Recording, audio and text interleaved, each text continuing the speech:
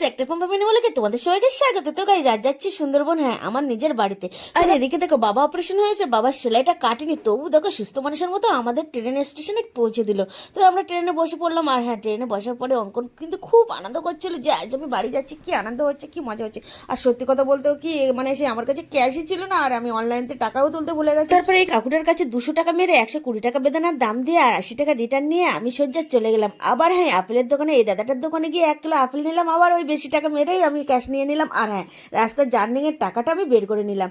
তো দেখো ছোলা কিনলাম, আর অঙ্কনও বললো মামা আমাকে একটু দাও না, আমার গাটা গোলাচ্ছে। ওকেও একটু দিলাম ছোলা, হ্যাঁ 1 গ্লাস ছোলা খেয়ে ও বললো মামা আমি আর খেতে পারছি না, তুমিই খেয়ে নাও। তো দেখো তারপরে যে ক্যানিং ব্রিজ পার হয়ে আসার মাত্রই অঙ্কন কিন্তু গামাতা ঘুরে পুরো বমি করছিল। আমার লাইফে সর্বপ্রথম 60 টাকা দিয়ে ডাব কিনে 2 বাপ বেটি খাওয়া শুরু করলাম। হ্যাঁ অঙ্কন তো খেতে পারলো না, আমি খেয়ে নিলাম, তবে হ্যাঁ 1 গ্লাস জলও ছিল না ওতে।